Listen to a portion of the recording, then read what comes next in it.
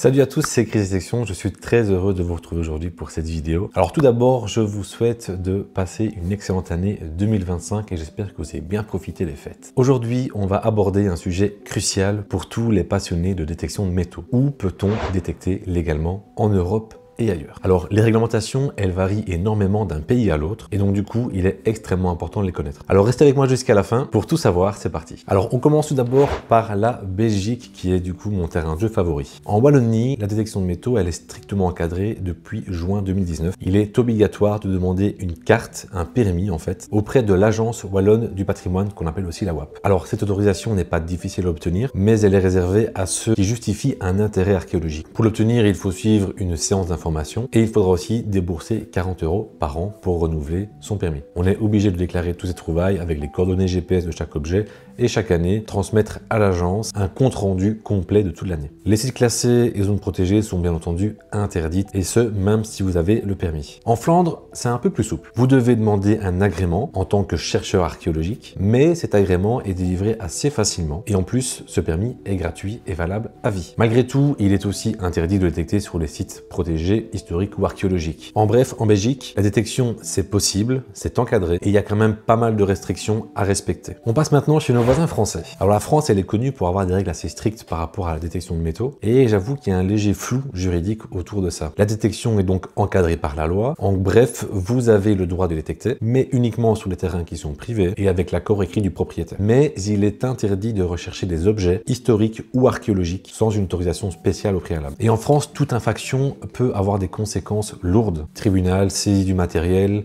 perquisition et j'en passe. Et en vrai, dans la pratique, de nombreuses découvertes qui ont été déclarées aux autorités se terminent mal. Car les objets sont souvent confisqués et les enquêtes peuvent même être ouvertes. Et je dois dire que du coup, ça décourage pas mal de monde de détecter en France et encore plus de déclarer ces trouvailles. Au Luxembourg, eh bien, la détection de métaux elle est strictement réglementée. Toute personne souhaitant pratiquer la détection doit obtenir une autorisation ministérielle. Alors cette demande, elle doit inclure des informations détaillées telles que la localisation du terrain, une description des objectifs spécifiques et scientifiques, la méthodologie envisagée et bien entendu l'accord du propriétaire. De plus, le demandeur, il doit avoir suivi une formation reconnue par l'Institut national des recherches archéologiques. Autant dire que sans cette autorisation, l'utilisation d'un détecteur de métaux est complètement illégale au Luxembourg. Si vous comptez détecter en Suisse, eh bien la réglementation, elle varie selon les cantons. Chaque canton établit ses propres règles. Et donc, il est important de bien s'informer auprès de l'Office cantonal archéologique avant toute activité de détection. Alors, dans certains cantons, la détection est totalement interdite, tandis que dans d'autres, elle peut être autorisée sur certaines conditions. De plus, il faut savoir que les objets découverts appartiennent le plus souvent au canton en raison de leur valeur patrimoniale. Alors, on passe maintenant chez nos voisins hollandais aux Pays-Bas. Alors là-bas, la détection de métaux, elle est autorisée, mais encadrée par des règles spécifiques. Effectivement, depuis 2016, l'utilisation d'un détecteur de métaux est autorisée, ou en tout cas est permise, jusqu'à une profondeur de 30 cm, sauf bien entendu sur les sites archéologiques ou classés, où là, la détection est complètement interdite. Alors en fait, cette réglementation des 30 cm, elle repose sur le fait que la couche superficielle du sol est déjà fortement perturbée par des activités humaines. De plus, les découvertes d'objets antérieurs à 1946 doivent être déclarées et enregistrées dans la base de données PAN, qui signifie Portable Antiquities Netherlands. On part maintenant au soleil et on va aller vers l'Espagne, où là-bas, la réglementation par rapport à la détection de métaux est très complexe et varie selon les communautés autonomes. Il faut retenir que de manière générale, l'utilisation d'un détecteur de métaux en Espagne est interdite. Par contre, sur les plages, la détection est autorisée, ou en tout cas peut l'être, mais avec un permis, qui lui sera délivré par les autorités locales. Mais tout ça, ça dépend toujours des régions. On passe maintenant au Portugal. Alors il faut savoir qu'au Portugal, la détection de métaux est officiellement interdite, et ce sur tout le territoire portugais. Alors dans certains districts comme Lagoa et aussi Portimao, des clubs de détectoristes peuvent obtenir des autorisations, mais cela reste extrêmement rare et c'est souvent réservé aux résidents locaux. Pareil pour les plages, c'est rarement autorisé et on est obligé d'obtenir une autorisation spéciale des autorités locales. En gros, sans cette autorisation, c'est complètement illégal. En cas de non-respect d'ailleurs, c'est confiscation du matériel et une amende de 500 € recta.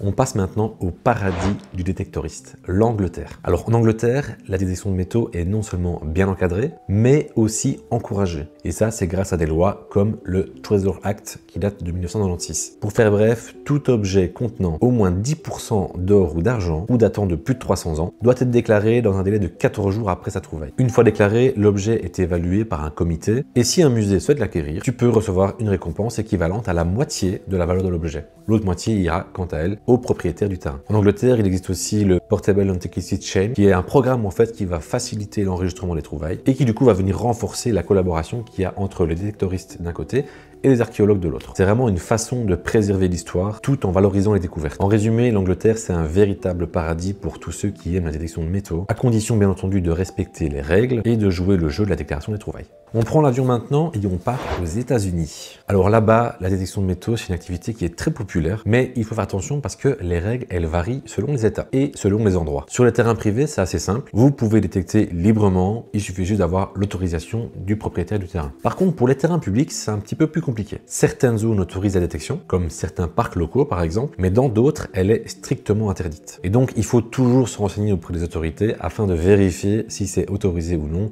dans l'endroit dans lequel vous vous trouvez. En résumé, aux États-Unis, vous avez beaucoup de liberté, mais vous devez absolument respecter les règles locales et fédérales. Je pense vraiment qu'avec un peu de préparation, c'est un pays incroyable pour la détection de métaux, surtout sur les plages ou encore dans les zones aurifères. Pour l'Australie, c'est très facile, la détection est complètement encouragée, particulièrement dans les régions aurifères, donc là où on va pouvoir trouver des pépites d'or. Certaines zones nécessitent quand même une autorisation, mais globalement, c'est une activité assez libre et même populaire. On va maintenant passer dans les pays où la détection de métaux, elle est complètement interdite. Et on commence d'abord par la Grèce parce que c'est un endroit qui est quand même fort prisé des touristes et parfois aussi des détectoristes qui ignorent les lois de ce pays. Alors en Grèce, la détection de métaux est l'une des activités les plus réglementées d'Europe. Alors rien que pour posséder un détecteur de métaux, vous devez obligatoirement obtenir une autorisation du ministère de la Culture. En gros, pas de licence, pas de détection. Et ça, même sur un terrain privé. Alors sur les plages, c'est un peu plus souple, mais vous devrez quand même obtenir l'autorisation du maire pour pouvoir pratiquer la détection de métaux dans la région dans laquelle vous êtes. Bien entendu, tout ce qui touche aux objets archéologiques est totalement interdit. Et là, attention, les sanctions sont sévères. Si vous êtes pris sur un terrain en train de fouiller avec un détecteur de métaux, vous risquez des peines allant jusqu'à 20 ans de prison. Autant dire que là-bas, ça ne rigole vraiment pas avec les lois. Donc en résumé, en Grèce, il vaut mieux réfléchir 2 fois avant de vouloir sortir son détecteur de métaux. On passe maintenant à Chypre, où là, c'est complètement interdit. Sur tout le territoire, il n'y a aucune autorisation délivrée, c'est interdit, point barre. Pareil pour la Croatie, complètement interdit aussi, donc vous ne prenez pas votre détecteur de métaux si vous partez en vacances en Croatie. Et alors 3 autres pays où c'est complètement interdit, on va avoir Israël, l'Arabie Saoudite et en Moldavie, où là, rien que la possession d'un détecteur de métaux est complètement interdite. En bref, c'est un peu comme si tu possédais une arme. Voilà. Voilà, vous avez maintenant une idée un petit peu plus claire des réglementations concernant la détection de métaux dans différents pays d'Europe et ailleurs. Renseignez-vous toujours sur les lois locales parce qu'elles varient énormément d'un pays à l'autre et comme vous avez pu le voir, il y a vraiment des pays où c'est sévèrement puni. Si cette vidéo t'a été utile, n'hésite pas à laisser un petit pouce bleu et un petit commentaire, à t'abonner si c'est pas encore fait et n'hésite pas à partager avec moi tes expériences ici en commentaire. À bientôt et encore une merveilleuse année 2025 à tous, ciao!